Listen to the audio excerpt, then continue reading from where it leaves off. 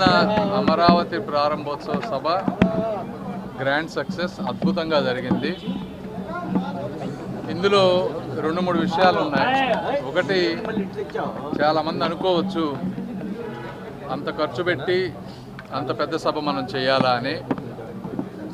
అదే ఒక విజనరీ ముఖ్యమంత్రి గారికి, ఒక సామాన్యమైనటువంటి నాయకుడికి ఉండేటువంటి డిఫరెన్స్.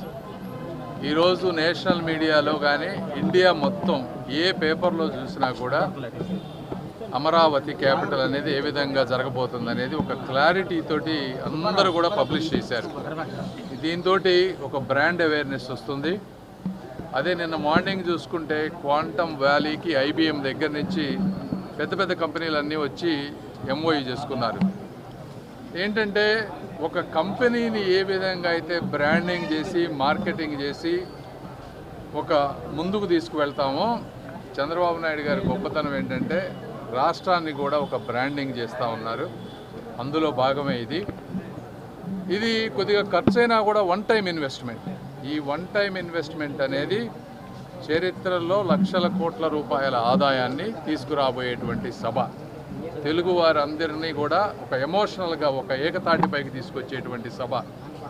అదేవిధంగా ప్రధానమంత్రి గారు కూడా వారు ఇచ్చిన స్పీచ్ కూడా, ప్రధానమంత్రి గారిని కూడా ఈ విధంగా మనం అభినందించాలి. ఎందుకంటే తెలుగులో ఆ విధంగా రాసుకొని ఆంధ్రప్రదేశ్ అంటే ఆధునిక ఆంధ్రప్రదేశ్, అత్యాధునిక ఆంధ్రప్రదేశ్ అలా రాసుకొని వచ్చారు. అంటే ఏదో ఎవరో రాసిస్తే వచ్చేవి కాదు అవన్నీ.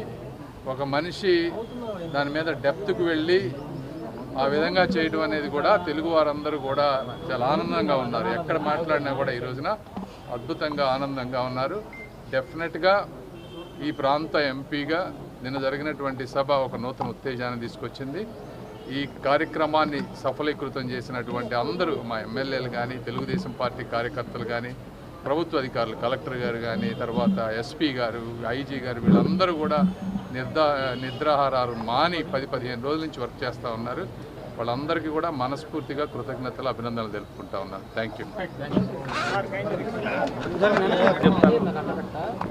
మోడీ గారి సభ సూపర్ సక్సెస్. బ్రహ్మాండంగా ఈ ఆంధ్ర రాష్ట్రానికి దిశ నిర్దేశించి వెళ్ళాడు.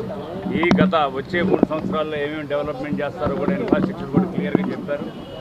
అట్లాగే స్పేస్ సెంటర్ మన దగ్గర నాగాలంకలో ఎట్లా ఇనాగ్రేట్ చేశారు. అన్ని డెవలప్మెంట్ పూర్ణ మాటలు చెప్తాం కదా, శాతంలో 3 సంవత్సరాల్లో మీరే చూడండి. రాజధాని చెప్పారు కదా, ఇన్ఫ్రాస్ట్రక్చర్ చెప్పారు కదా, నిన్న మోడీ గారు చెప్పారు కదా. అసెంబ్లీ గుంటూరు ఒక అద్భుతం చేసి చూపిస్తాం. 100% సక్సెస్ అయింది. Super success. కొన్ని లక్షల మంది వచ్చారు.